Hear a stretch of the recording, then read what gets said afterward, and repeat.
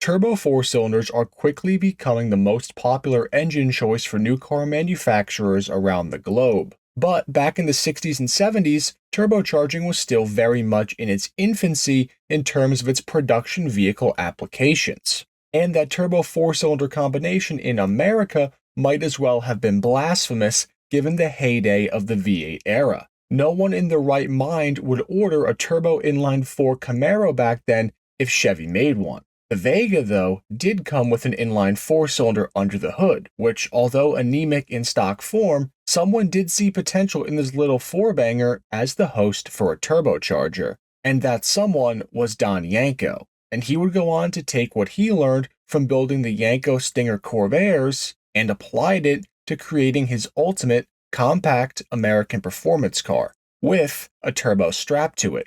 And that car was the insanely rare Yenko Stinger Vega.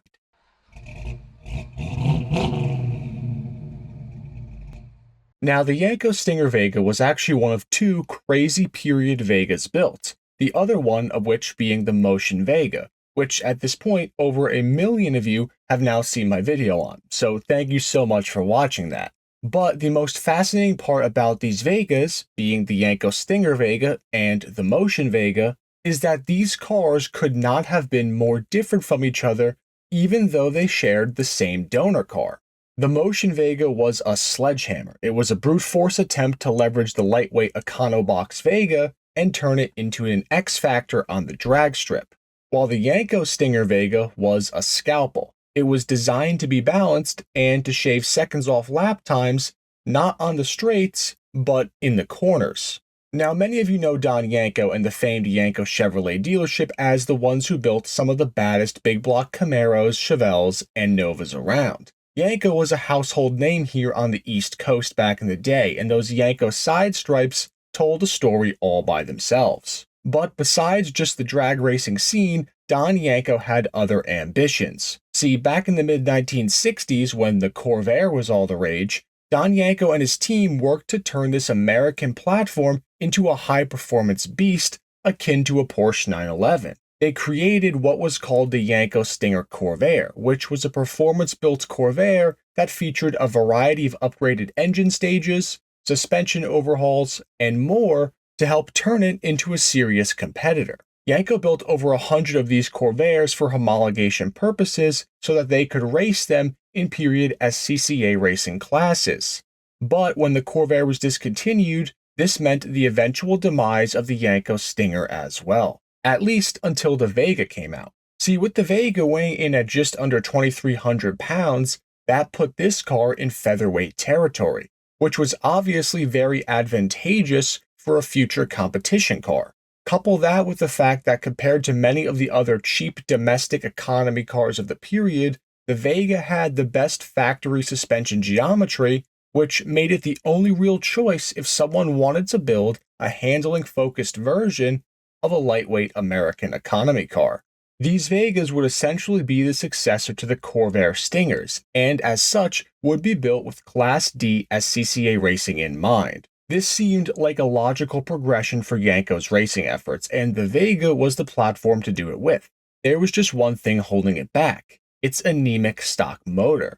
In standard trim, the Vega's 140 cubic inch inline 4 made just 90 horsepower in 1971, and this car was straight up not going to win any races with that under the hood. Forced induction seemed like the perfect way to increase the output of the Vega's four-cylinder without upsetting the weight balance of the car. So Yenko made the decision to slap a turbocharger on the Vega, which in turn helped bump power up to 155 horsepower thanks to the added boost and hotter cam in their test engine, according to a Motor Trend article from 1971.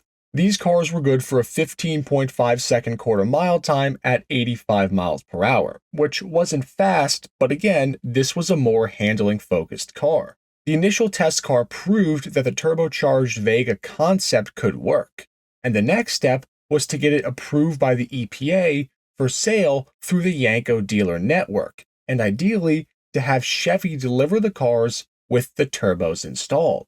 Don Yenko, being who he was, had some pull with the higher-ups at General Motors. He approached them and let them know what he was planning to do with the Vega from a performance perspective. Don told Chevy flat out that he wanted to have them build a turbocharged version of the Vega's inline-4 to use. Now, Chevy was absolutely not going to do that, given the engineering cost and resources it would take to do so, plus all the EPA hoops they would have to jump through. Considering that Yenko hadn't yet solved the problem of passing the Turbo 4 through the EPA's emission testing requirements. The compromise that Chevy made with Yenko was that Chevrolet would provide an overhauled set of pistons on the fleet of Vegas that Yenko ordered, so that those engines would be better poised to support the boost that Yenko was planning on pushing through them. Yenko would go on to order an initial batch of 200 cars from Chevrolet for delivery with the new forged aluminum pistons fitted on them for 1971, with a second order for another 200 cars being placed the following year. And about 50 of these cars actually ended up also being the Vega wagon variant, which is pretty neat. All of the Vegas delivered to Yenko had the following factory options: the specially built 9C2 code engine, an M20 4-speed manual, up to a 336 Positrack rear end, and the Vega GT suspension package. Once these cars were shipped to Yenko, they would then outfit them with a few other goodies, such as the signature Yenko stripe package, aluminum Yenko valve covers, and even traction bars if you wanted to reduce rear wheel hop. Now notice I did not mention the turbo. This was where the problem that effectively killed the Yenko Stinger Vega bore its ugly head.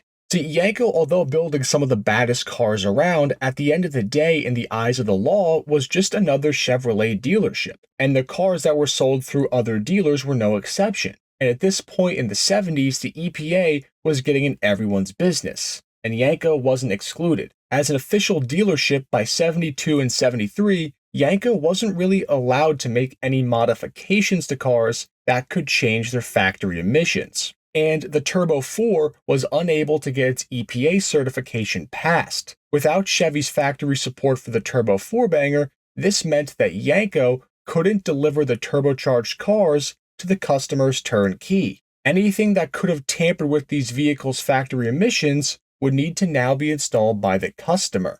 Parts like a 4-barrel carburetor, a new intake manifold, headers, and even the turbo itself, which would greatly wake the inline-4 up, were now all marketed by Yenko as performance parts that you could add on. They were no longer standard. So the Yenko Stinger Vegas, which started off as these turbocharged SCCA competition homologation cars, were now just neutered to what are essentially slightly better Vega GTs with Yenko stripes on them. No one knows exactly how many turbochargers were even ordered from the aftermarket to be fitted onto these cars either, so it's a bit of a mystery. Just like the mystery of how many of these cars are left on the road today. They built 400 Yenko Vegas, with an overwhelming majority of them being just the naturally aspirated cars.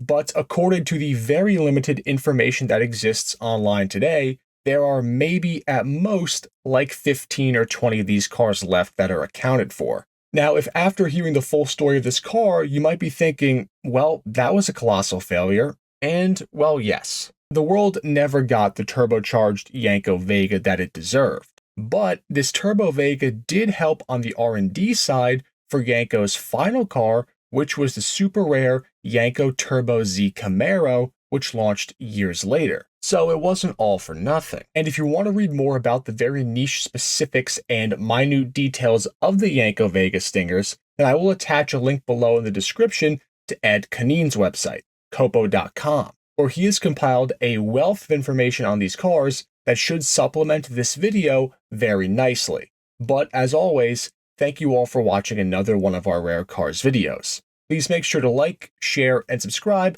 It really helps me out. But otherwise, I'll see you next time, enthusiasts.